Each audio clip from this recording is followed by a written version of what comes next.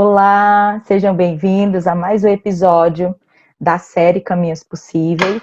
Eu sou a Nayara Ramos, aqui do canal Além da Conversa. Já estou aí na área da educação há quase 20 anos, sou palestrante, estudante de comunicação não violenta, especialista em psicologia positiva e desenvolvimento do potencial humano. Também sou educadora parental em disciplina positiva. Hoje, nesse episódio, eu recebo aqui a lindíssima Osana Bessa para a gente falar um pouquinho, né, mais ela do que eu, sobre a geração Z. Como nós podemos motivar essa geração? Osana, seja bem-vinda. É um prazer imenso te receber aqui e já quero te agradecer de antemão por ter o desejo, né, de participar desse projeto, por ter aceitado o meu convite. Gratidão mesmo. Eu que agradeço, Mayara, por participar desse projeto tão lindo, que a gente sabe que tão necessário sempre, mas nesse momento que nós temos vivido aí de busca de conhecimento e, por que não, de estratégia e de uma boa, um consolo para o dia a dia aí dos pais, dos estudantes, de como conduzir melhor o dia a dia. E eu estou muito feliz de estar aqui com vocês e poder contribuir. Eu sou Osana Bessa, me apresento como mãe do Gustavo, que após a maternidade aflorou um novo caminhar, né? Eu vim, a minha carreira veio no mundo dos negócios, então após o Gustavo eu deixei uma carreira promissora como líder em uma grande empresa financeira aqui de São Paulo, para aflorar esse novo conhecimento de ser mãe e como melhor caminhar, né? Não no caminho da perfeição, mas do cada dia ser melhor, ser possível, né? Então eu fiz algumas formações dentro desse trabalho que eu já desenvolvia como líder, já trabalhava com coaching, então eu falei o que mais eu posso me desenvolver para fazer o que eu amo, mas poder realmente entregar com conteúdo e qualidade para quem me escuta, para quem me assiste, né? E também, principalmente, como ser mãe. Então, eu fiz outras especializações no Kids Coaching, no Disciplina Positiva, em Psicologia Positiva, e minha última especialização foi em Neurociência Comportamental Infantil, para entender realmente essa inquietude que os pais têm de muitas vezes estimular. Nós estamos em um momento que muito se estimula, né?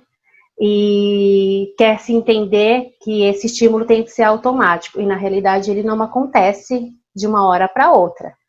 Não é uma simples chavezinha que você liga ou desliga. Existe sim a necessidade do estímulo, mas existe a fase do desenvolvimento e da resposta desse estímulo. Então, eu fui me aprofundar nisso para tirar essa inquietude dos pais dentro dessa construção do desenvolvimento aí das nossas crianças. Muitos pais, né, nesse momento, principalmente, têm enfrentado uma dificuldade na hora de motivar, né, os filhos, de ajudá-los com essa parte, né, do ensino digital, de tudo que a gente está passando nesse momento, né, do EAD mesmo. E aí vem o julgamento, né? Eu não sou professor. Qual que é o meu papel aqui, né? Como que eu ajudo meu filho nisso? Eu não sei fazer isso. Essa é uma pergunta, difícil nesse momento de se responder, né? Porque nós estamos vivendo num momento confuso, onde tudo tem acontecido no mesmo ambiente. As atividades de casa estão em casa, como de costume, mas o trabalho está em casa também, né? Remoto. A escola dos nossos filhos também está no mesmo ambiente. Então, isso exigindo, não que a família não participasse do contexto da escola, mas hoje exige mais que em algum momento essa família tenha essa interação. Então, isso causa um certo desconforto de todo mundo ter que conviver com todas essas demandas ao mesmo tempo. O que eu diria aqui, você tendo essa consciência de que você não é professora, e como você trabalhar com o seu filho, né, de forma que tenha bons resultados, que isso flua positivamente, é que você possa o estimular, que você possa se conectar, que você possa trazer para ele estímulos de entender que é possível, né, nessa construção. As crianças, elas têm uma capacidade surpreendente de adaptação. Então, assim, nós temos que tirar essa ansiedade de achar que não vai dar certo, de meu filho não vai dar conta, que ele não vai produzir, não vai aprender tudo nesse ano letivo. Mas é entender que ele vai se adaptar e que vai dar certo, que vai ser retomado todo esse conhecimento. Então é momento de estimular, é momento de se conectar com essa criança. E não querer ocupar o papel que não é nosso, a gente nem tem competência para isso, né? Eu gostaria de fazer uma construção aqui com você, Nayara, com vocês, para entender de uma linha de tempo, né, fazer essa construção de uma linha de tempo para que a gente possa empatizar, entender as particularidades de todas as gerações que se passaram antes da geração Z. E aí fica mais fácil, porque cada geração ela tem um olhar do ano que ela viveu, esse é o olhar do mundo dela, né? Então, dentro aí do nosso tema, como motivar a geração Z, quero fazer essa construção aí com vocês dessa linha de tempo. Então, vai ser possível a gente entender e tirar, de repente, aquele olhar de julgamento, de a minha geração era melhor, era mais obediente, ou as coisas aconteciam com maior facilidade.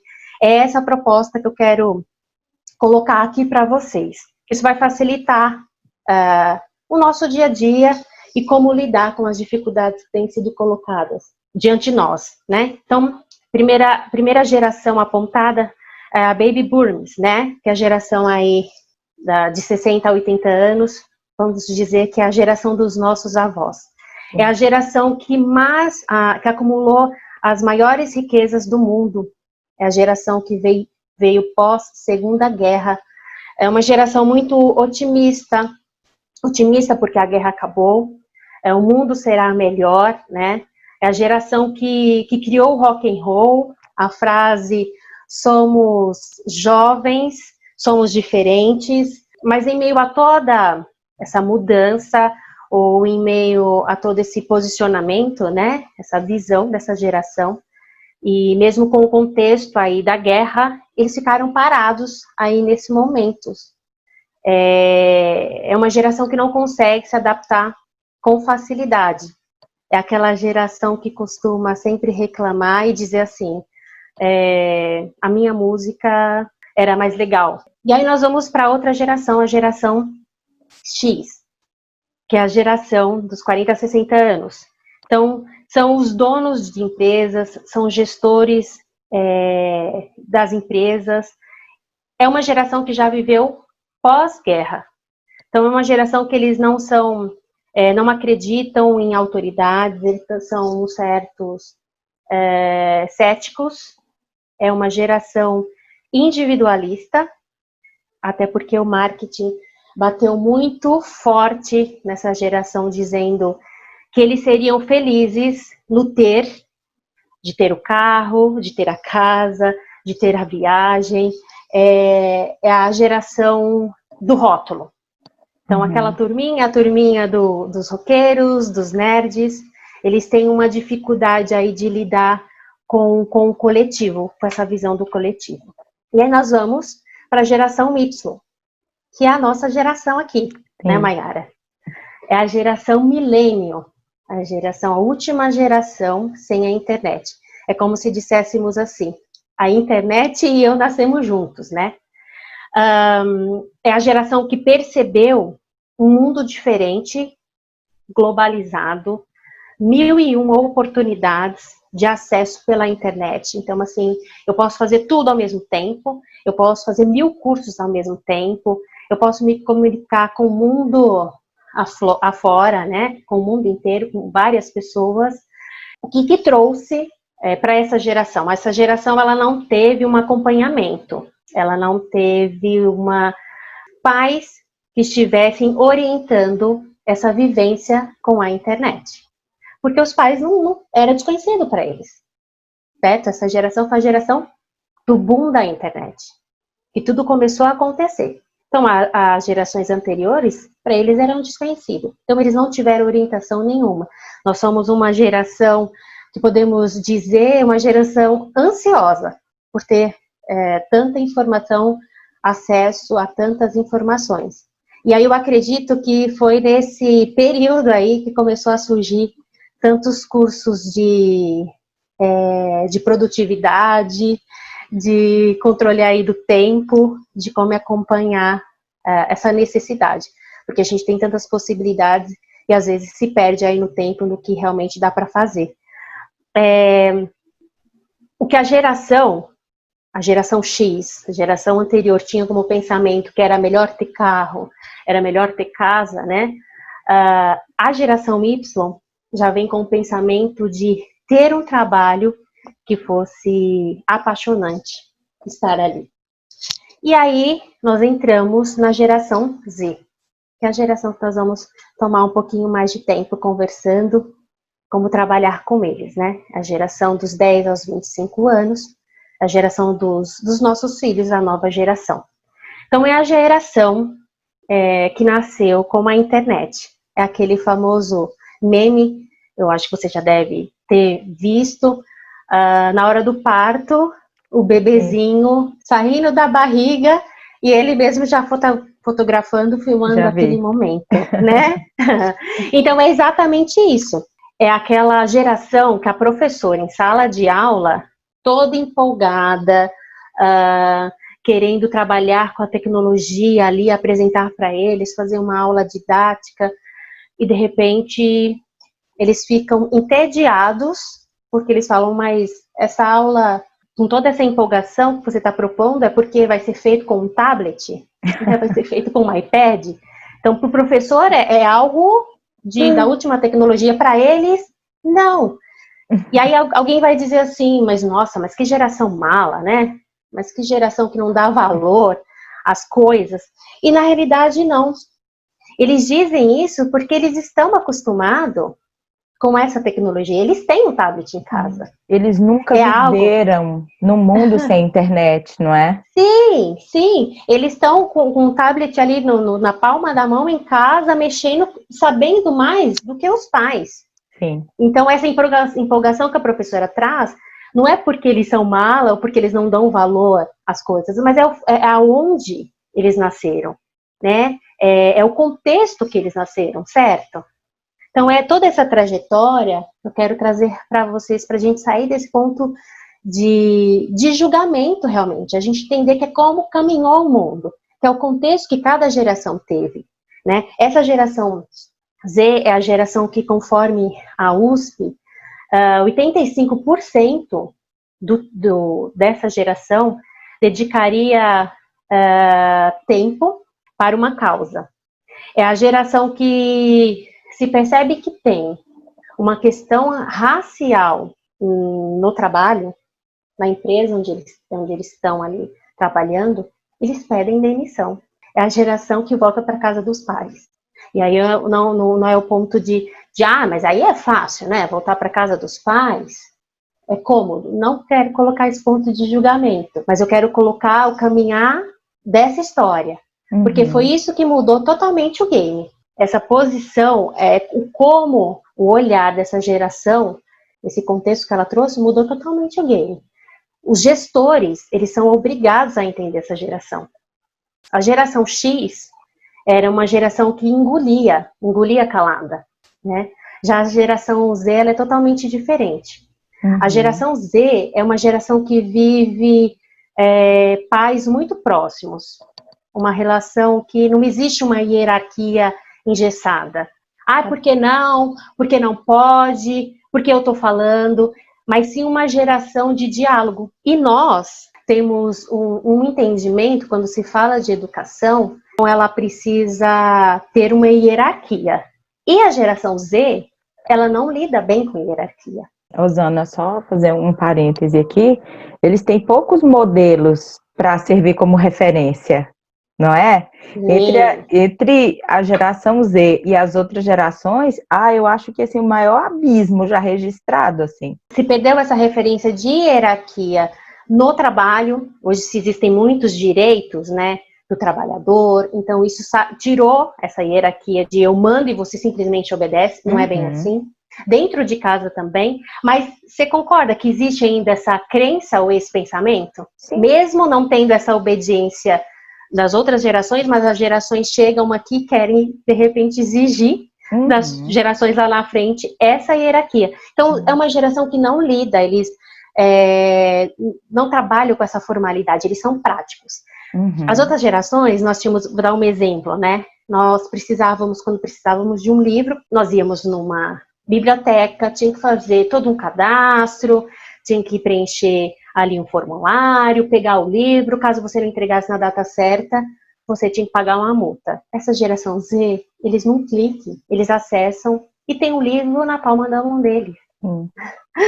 É uma geração que, dentro ali de uma relação do lar, né, da família, negociando tarefas de casa, né, como dividir essas tarefas, eles vão querer, é deles, eles vão querer negociar de dizer, mãe, ao invés de lavar a louça, eu prefiro passar roupa, né, ou arrumar a casa, porque eu faço mais rápido, porque eu faço melhor. Então, uma geração que eles precisam ter esse diálogo, eles precisam se sentir pertencente àquele lugar. Se não existe esse lugar de diálogo, eles simplesmente se desligam. E isso falando no ambiente da família, no ambiente do trabalho e no ambiente da escola. Sim. A geração X era uma geração que vinha muito da meritocracia. Então faça, né, estude, entregue um bom trabalho, um bom projeto e você vai ter sucesso. A geração Z é a geração que quebra paradigma. É a geração que decide doar conteúdo. Eu tenho relatos de alunos da geração Z, de uma escola muito conceituada de vestibular, pré-vestibular aqui em São Paulo, que os alunos se reuniram para juntar o material que eles estão estudando e doarem para a escola pública. Isso é lindo, né? Isso é coisa realmente que vem quebrar o paradigma, o olhar das outras gerações.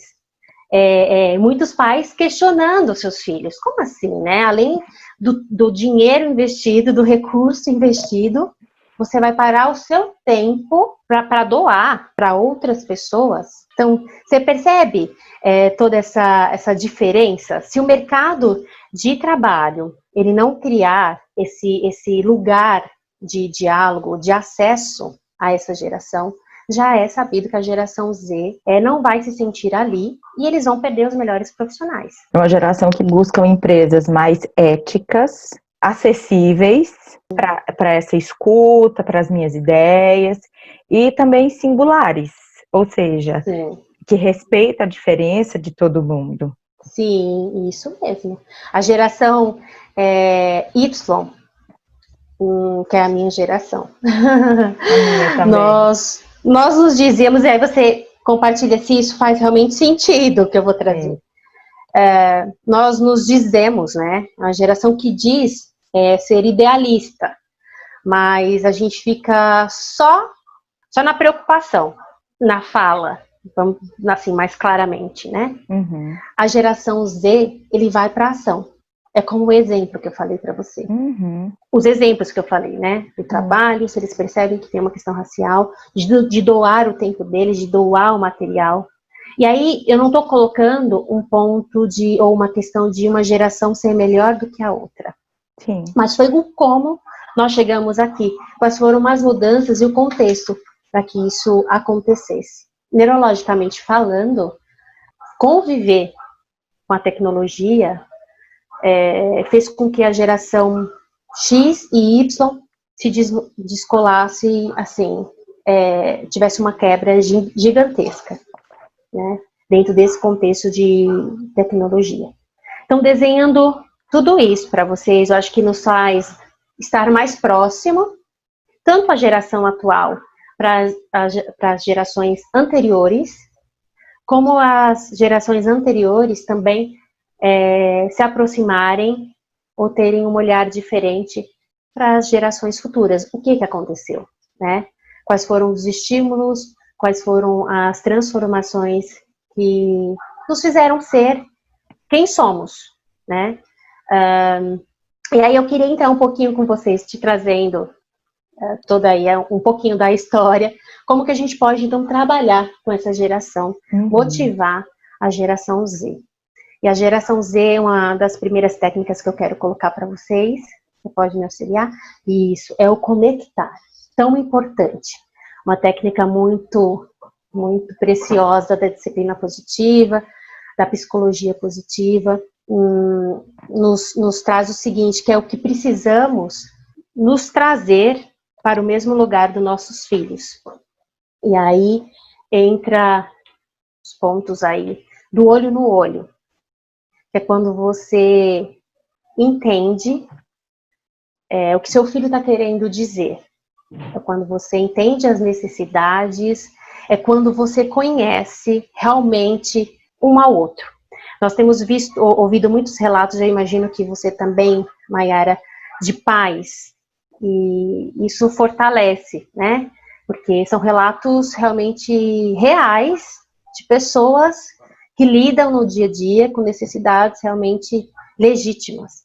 De dizer assim, olha, todo esse período aí de pandemia, eu tenho tido a oportunidade de conhecer, e filhos já não tão pequenos, tá? Filhos já adolescentes, já moços, né? Já jovens, de conhecer habilidades, de conhecer traços do meu filho.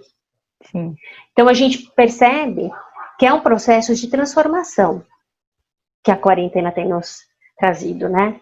Não existe só pontos aí de dificuldade ou ruins. Existe aí um processo de transformação.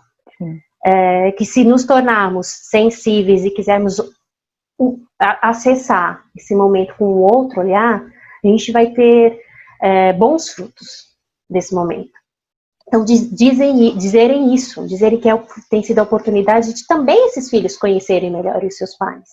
Então, é o olho no olho, é a escuta ativa, né? E a escuta ativa, ela traz a necessidade de você dedicar tempo, e ser aquele tempo para o teu filho. E a gente escuta muito os pais dizerem, mas eu não tenho tempo. Isso sempre foi, né? Foi uma frase que sempre foi dita, não tenho tempo, porque eu trabalho, porque eu tenho que me deslocar para ir para o trabalho, e a casa, e os afazeres, e hoje também nós temos todo o nosso tempo ocupado no mesmo ambiente. Mas aí a gente não está falando de quantidade, a gente está falando de qualidade.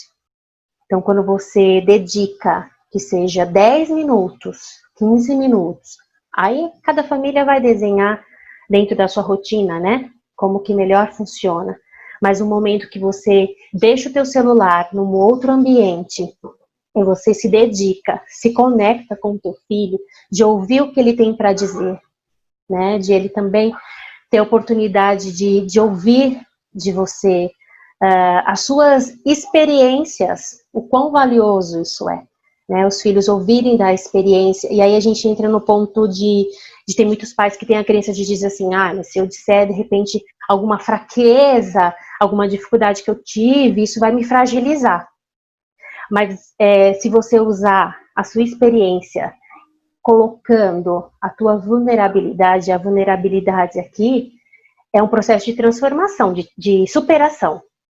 É quando você teve algum momento de dificuldade, né, de erro, e lidou com ele de uma forma positiva, saindo desse momento de que não iria dar certo, e transformou. Isso é o que significa o processo de vulnerabilidade. Você não ficou ali parado, estacionado. Você transformou aquele momento. Então é o momento de você colocar isso pro seu filho, dizer, eu tenho as mesmas dificuldades. Olha como aproxima. Eu tive as mesmas dificuldades que você.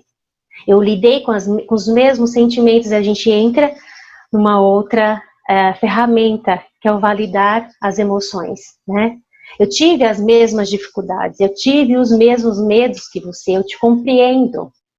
E dentro dessa caminhada, você dizer como você lidou, a quem você pediu ajuda, a quem você acessou, né?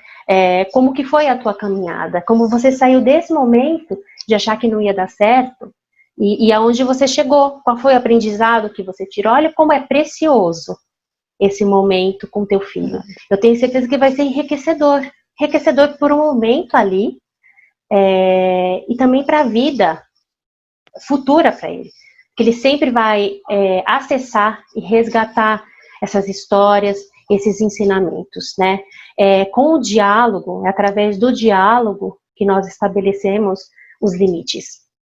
A ordem que nós somos os pais, os educadores, os líderes na nossa casa, isso não mudou. Continua da mesma forma. O fator de mudança é que hoje, por questões de conhecimento, de acesso a informações, até de estudos neurológicos, né? Tem estudos da neurociência que é bem recente, é de 10 anos, né? Então nós estamos falando de pouco tempo, que fala desses estímulos e dos resultados dele. Então, através desse acesso a essas informações, não porque os nossos pais não fizeram um bom trabalho, eles fizeram sim. Eles fizeram pelas condições que eles tinham. Qual era o histórico que nossos pais tinham? O histórico que nossos pais tinham era os pais deles, como os pais deles tinham educado, e como a sociedade enxergava isso. Era esse o contexto. Sim. Hoje nós temos muito mais, nós temos histórico, né, das outras gerações, nós temos acesso a diversas informações e estudos, né? Então o fator que mudou aí foi que nós temos uma relação de respeito mútuo e de diálogo, né? O adulto que só sabe obedecer, essa obediência cega, né? Ela não desenvolve esse senso crítico. O mercado de trabalho, ele espera que esse profissional, ele tenha esse senso crítico, que ele tenha essa habilidade para lidar não só de repente, se relacionar com outras pessoas, né, no formato de líder, mas também que possa ter condições de decidir coisas simples, de decidir como administrar a sua rotina, né? Como desenvolver ali um projeto que foi dado para ele. Então, essa obediência cega, a gente tem que sair dela e tem que permitir aflorar esse processo de desenvolvimento do senso crítico dos nossos filhos. Uma outra técnica que eu gostaria de falar com vocês é o deixa errar, né? Nós temos alguns receios, alguns medos. Eu vou trazer aqui 2 extremos, que é na questão de deixar os nossos filhos errar. Então, o primeiro deles é muitos pais, pelo que eles trouxeram da geração deles, da educação deles, eles prometeram para eles mesmos de que os filhos deles não passariam pelo que eles passaram, né? E a gente vai para o extremo, a gente vai para permissividade. E aí eles fizeram essa promessa para si mesmo e têm evitado que os filhos errem. Eles têm poupado os filhos da frustração, das perdas, né? Do processo de resiliência, que é perceber que a vida não acaba naquele momento ou naquele fato, naquela situação, mas que existe uma vida que pode ser construída de possibilidades de se refazer. Nós não temos permitido, talvez, isso quando evitamos o erro. Quando nossos filhos, eles não conhecem o que eles são capazes de fazer, de realizar, quais são as suas habilidades e as suas forças, porque sempre foi construído por ele, sempre foi feito por ele. Você concorda que fica muito difícil em um momento de crise, ele se encontrar, né? É você conhecer a si. E aí é o processo do aprendizado mesmo, o processo natural do aprendizado, do erro e do acerto, é que a gente tem que permitir. É o do sair dali, né? Então, muitas vezes a gente evita, a gente poupa e não permite que os nossos filhos tenham aí o desenvolvimento natural de habilidades, de autoconhecimento dele mesmo, para ser aflorada, para ser desenvolvida dentro das dificuldades que a gente sabe. Muitas vezes a gente desenha como pintinhos embaixo das nossas asas, a gente protege, mas os nossos filhos, eles não vão ficar sempre debaixo das nossas asas. Não é nem esse o intuito ou o nosso desejo. A gente quer que nossos filhos assem voos, né? Sejam felizes, tenham carreiras promissoras, que sejam responsáveis, sejam pessoas respeitosas. Então, a gente precisa dar condições de erro e acertos para que isso seja construído. E a outra questão é o da punição e cobrança. Muitos pais colocam aquelas perguntas, aquelas frases, né, aquelas frases feitas.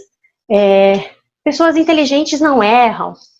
Peraí, pessoas inteligentes erram sim.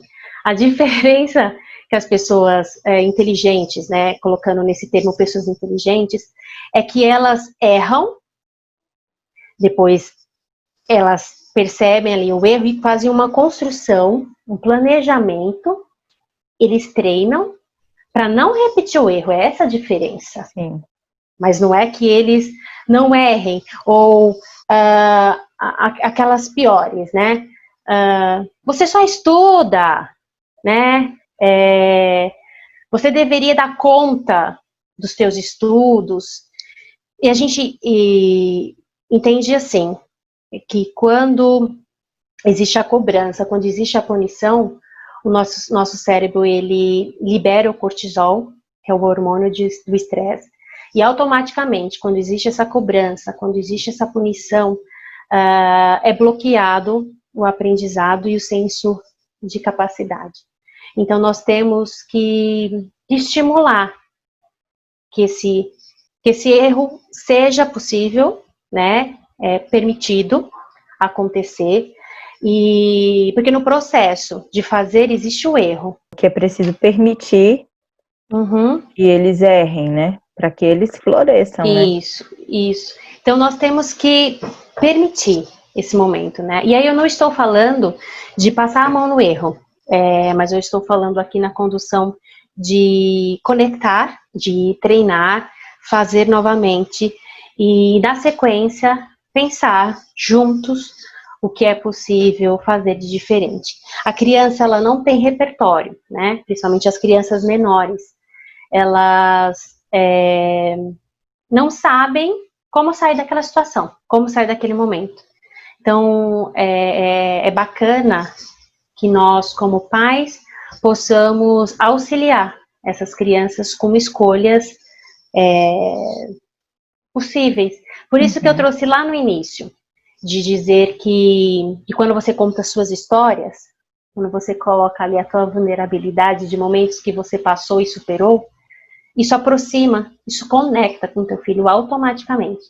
Porque aí ele leva toda aquela situação que ele tem vivido e pega como que ele pode desenvolver. Então, através das histórias, as histórias são grandes ferramentas e possibilidades de ensinamento, né? E mesmo numa oportunidade você não conseguir, não tiver uma história ou uma experiência para compartilhar, que a gente possa trazer, então, essas opções para ela enxergar dentro daquele cenário que está sendo vivido para ela, alternativas de resolver, de resolução. E por isso que eu trouxe lá no início da nossa conversa, aqui das ferramentas, a possibilidade de você, dentro do seu momento ali de vulnerabilidade, colocar para os teus filhos as tuas experiências, como que você saiu daquele momento de crise, porque através dessas histórias, dessa grande ferramenta das histórias, nossos filhos também enxergam, cria-se repertório para eles. de possibilidade, né, de se refazer, de resiliência, e que não é o ponto final, né, que dá para se fazer coisas diferentes ali através do erro. E permitir o erro é não culpabilizar, né, a criança, o adolescente quando ele comete o erro, mas mostrar para esse adolescente que a partir daquele erro ele tem uma possibilidade de se reinventar e aprender com aquilo, né? Então, assim, e isso é o papel do adulto, porque se o adulto fica na cabeça, né, digamos assim, da criança, do adolescente, sei lá, você é burro, você não tem jeito mesmo, você não aprende nada, isso é desmotivador e desencorajador. Quando você traz para ele a sua própria história, né, que é isso que você está falando, olha, já passei por algo semelhante, ou de repente você fala para ele, olha, o errar faz parte da nossa humanidade. Eu erro, você erra, agora o que importa é o que nós vamos fazer com isso que aconteceu. O que a gente vai fazer? Nós vamos ficar aprisionados nisso ou nós vamos encontrar uma solução para isso? E ensinar essa criança, esse adolescente, a buscar essa solução, para que ele não se sinta um prisioneiro ali, né, da culpa. Eu sou um fracassado, eu não consigo mesmo. Porque se essa é a fala do pai, essa fala acaba aprisionando esse filho nesse vórtice, né, do fracasso. Essa frase que eu quero deixar aqui com vocês. Não existe correção antes da conexão. Antes de uma conexão. Seu filho não vai se sentir disposto, não vai se sentir parte, ele não vai se sentir disponível a colaborar se você não conectar primeiro com ele. Então é isso que a gente precisa entender como trabalhar com essa nova geração. Aí se falando da geração Z. Nós precisamos abrir esse caminho, essa oportunidade aí de diálogo e trazer eles para perto, conectar com eles, trazer essa escuta ativa, né? Dizer que realmente o que eles estão sentindo, você acredita que eles realmente estão sentindo, e a partir daí vocês construírem o que é possível, ou que se pode ser feito, né, dentro do cenário que se tem. E tem muitos pais que não têm paciência com essa geração, né? Que eles são hipercognitivos, hiperativos, que eles querem fazer tudo ao mesmo tempo, eles estão no presencial e no digital ao mesmo tempo, e os pais, né, nossa geração fica completamente louca com isso, porque isso desorganiza a gente. É o que você trouxe no início, né? Que para nós, existem muitos cursos de gestão de tempo, de não sei o quê, porque todas essas informações, elas nos desorganizam. E ver o nosso filho assim, a gente acaba partindo do nosso filtro, né? Tipo, não, esse menino tá desorganizado também. E aí vem o julgamento do pai, né? E falta essa paciência. A paciência, ela é um estado de emoções aí, né? De controlar as nossas emoções. A gente sabe que nesse momento não está muito fácil. Existe aí uma série de medos, de insegurança quanto à nossa saúde. Sim. Né? A questão aí do vírus, como a ser suficiente como profissional, pela crise também econômica que tem no nosso país, de tantas demandas, né, e como profissional, de ser suficiente como pai, como dona do lar, né, ali nas suas atividades do lar, porque assim, muitas vezes você fala, mas essas crianças, ou falando da geração Z, eles ficam horas e horas jogando videogame, por que não ficar ali na frente da aula? Mas é diferente. O nosso cérebro, ele não funciona bem no 2D. Nós precisamos de ter a sensação sensorial. Então, quando a gente chega num ambiente de sala de aula, ou qualquer ambiente que a gente chega, a gente precisa ter essa sensação do toque. E a gente não tem. Então, o cérebro ele se estressa, ele cansa. E aí, quando fala assim, mas ele fica horas e horas e horas ali no videogame, você percebe que a dinâmica do videogame ele é diferente. Ele é quase um 3D já. Ele é mais dinâmico. A interação com o videogame, ele é diferente, né? Então, a gente precisa ter essa paciência e compreender, mais uma vez, que existem fatores, nós somos seres humanos, que a gente precisa entender que o nosso corpo, que ele responde, em que formato que ele fica mais confortável. Né, até por questão de cérebro mesmo, e foi em cima, baseado nisso, que os professores, com certeza, as escolas, têm criado cada um o seu formato para ficar mais confortável. Então, no momento desse momento que nós temos vivido, e no momento de impaciência, você perceber que você está impaciente, o que eu aconselharia é a gente tentar, mais uma vez, ser flexível com você mesmo, com o teu filho. Não deu para fazer a atividade? Hoje, você vai perceber que você vai tentar realizar aquela atividade, ou cobrar aquela atividade do teu filho, e vai perder a paciência. Deixa para o outro dia. Negocia com ele, deixa para mais tarde. Né? Vamos ser flexíveis. Como eu falei, tem uma dificuldade maior? Compartilhe com o professor, para que ele possa ser o teu ponto de apoio. Nós precisamos, mais do que nunca, nesse momento, preservar a nossa saúde mental. Então, não há como a gente querer que tudo saia perfeitamente como nós gostaríamos que acontecesse. Nós temos, nesse momento, como todos os outros, mas limitações. Limitações, e principalmente emocionais. Nesse momento, nós precisamos preservar essa nossa saúde emocional. Então, eu diria ser flexível, dosar. Perdeu a paciência? Vamos brincar de outra coisa, né? Vamos sair desse foco, depois a gente retoma. Vamos brincar de tabuleiro, vamos fazer outra atividade e depois a gente retoma. Eu tenho feito isso, o Gustavo, ele tem 5 anos, né? Ele está iria para a primeira série próximo ano, então existe toda uma expectativa minha, né, os pais da série do meu filho, de alfabetização. É lógico que a gente sabe que a alfabetização é um processo, né, de um ano para o outro, mas em alguns momentos que eu percebo que ele dispersa,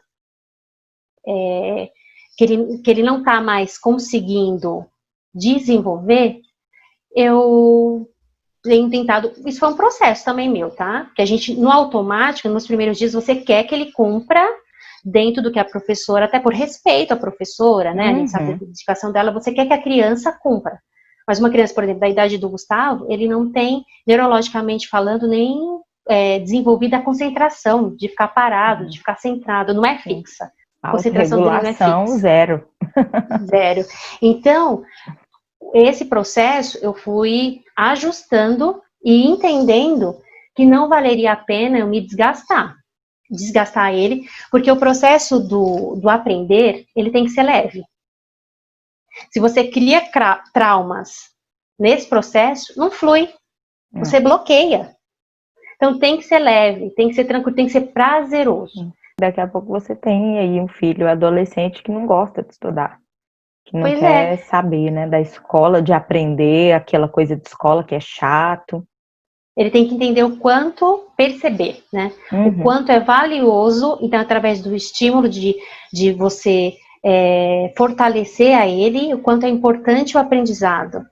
Ele tem aula de inglês, imagine, aula de inglês para uma criança de 5 anos, online. Difícil, né? Então, o que eu tenho usado para ele, que ele tem amiguinhos maiores, e o pai, né, a gente que fala, tem estimulado ele, e aí eu falo assim, para você poder falar com o papai, para você poder falar com a mamãe, com o amiguinho, né, falo o nome do amiguinho, para ele ter esse estímulo do querer. Não dar cobrança, vai porque você tem que ir, porque você tem que aprender, é hora de você ficar e ter aquela coisa rígida, né. Então, dessa forma que eu tenho trabalhado aqui em casa. É real, né? É algo que nós temos, que todos têm vivido, né? E encontrando o próprio equilíbrio, né? Sim. Dentro da família e respeitando os limites de todos, que eu acho que Sim. é o mais importante. Eu posso finalizar dizendo o seguinte: todos nós, pais, educadores, nós estamos fazendo o melhor que nós podemos nesse momento. Então, para a gente não ser um momento de se cobrar além do necessário, do que é possível, mas que a gente possa tornar memórias boas, né, em meio a todo esse caos, que a gente não vai tirar a veracidade da situação que está acontecendo, da dor, da aflição, dos medos de cada família, né, das frustrações, mas a gente tenta trabalhar isso em nós, porque somos nós como adultos, que espelhamos comportamentos, reações e o olhar que nós temos do mundo e das situações para os nossos filhos. Não tem como a gente, ou até em sala de aula mesmo, como educadores, né? Não tem como nós, como adultos, como os responsáveis ali daquele ambiente, se posicionar de forma que não seja tão construtiva, esperar uma outra coisa dos nossos filhos ou dos nossos alunos em sala de aula. Então, parte de nós, essa boa relação, através do diálogo, do respeito, da superação, do enxergar além, do respeitar o outro, do compreender, parte de nós, para aí sim a gente enxergar isso, né, nos nossos filhos, nos nossos alunos. Nunca ninguém pensou, né, passar por um momento tão difícil. Acho que as gerações todas que estão aqui presentes nesse momento, nesse século, imaginou passar por um momento tão difícil. É verdade. Mas vamos vencer. Vamos vencer. Vamos sim. E com isso, né, com esse vamos vencer, eu quero agradecer você pela sua presença, pelo seu tempo, por ter se doado de coração, ter aceitado o meu convite, né? Eu fico muito grata, muito feliz por todo esse conhecimento que você trouxe. Gratidão mesmo. Gratidão é minha, mais uma vez, por estar aqui com vocês, por esse bate-papo tão gostoso. E meu desejo é que ele possa ir de encontro às necessidades que você tem aí como pai, como educador. Isso. E também, por que não, os alunos, né, essa geração Z, que vai de repente ouvir, se conectar e se enxergar realmente no que a gente conversou aqui. Isso mesmo. Então, gratidão a todos que nos assistem, né? E nós desejamos que tudo isso possa fazer diferença aí para você e para sua família extraordinária. Tchau, tchau. Grande abraço. Tchau, tchau. Obrigada.